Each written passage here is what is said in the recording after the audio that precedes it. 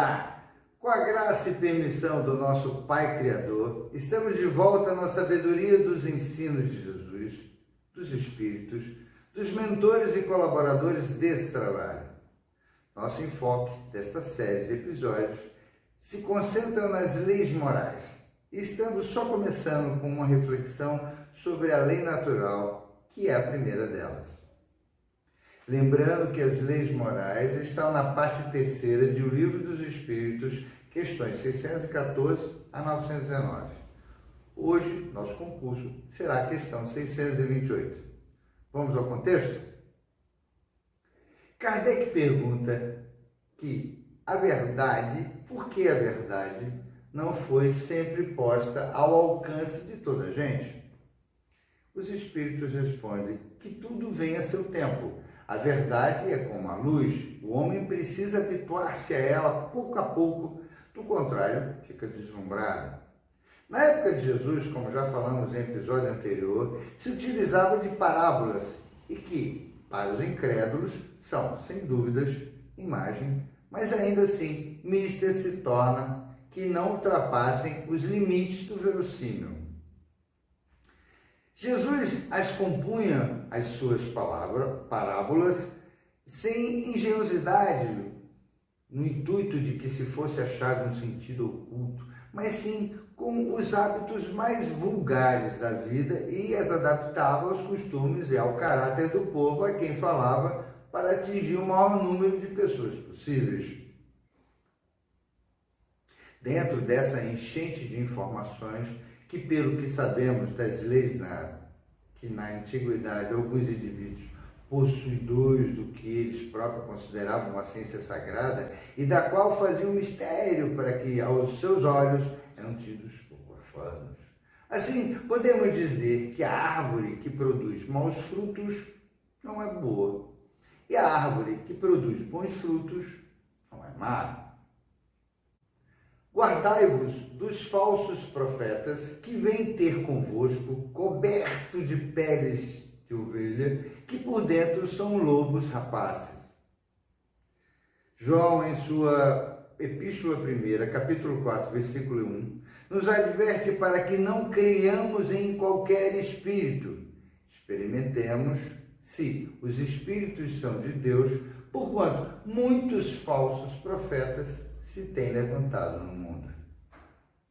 Hoje, depois da codificação e graças à explicação que o Espiritismo nos dá de uma intensidade de coisas para reconhecer o verdadeiro profeta, pois ele usa seus atributos por mais sérios caracteres e exclusivamente morais. O conhecimento está ao alcance de todos, faculdades orgânicas afloram nos seres, como a mediunidade. Se aqueles ou aquelas as usam, que observemos como essas pessoas as usam. O fato de operar o que certas pessoas consideram prodígios não constitui um sinal divino ou missão. No Evangelho segundo o Espiritismo, nos apresenta que os fenômenos espíritas, longe de abonarem os falsos cristos e os falsos profetas, com algumas pessoas apraz dizer, golpe mortal desferem neles.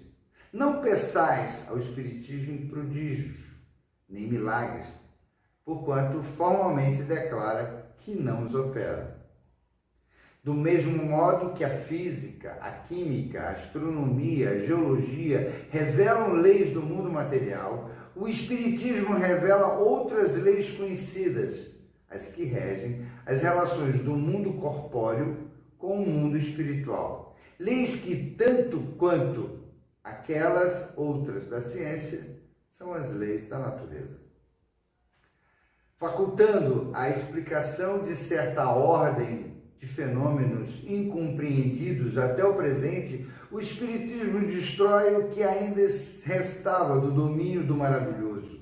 O que não era explicado se tornava inacreditável ou ingressava no mundo dos mistérios. Quem, porquanto, se sentisse tentado a explorar em proveito próprio os fenômenos, fazendo-se passar por Messias de Deus, não conseguiria abusar por muito tempo da credulidade alheia e seria logo desmascarado. A missão se prova por efeitos morais, que não é dado a qualquer um produzir. A verdade é como o sol dissipa os mais densos nevoeiros.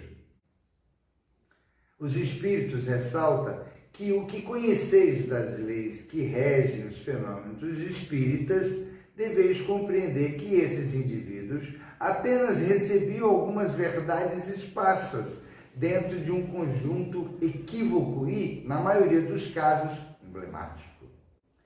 Para o estudioso fiel e leal, as suas convicções e puro de coração, nada é desprezível.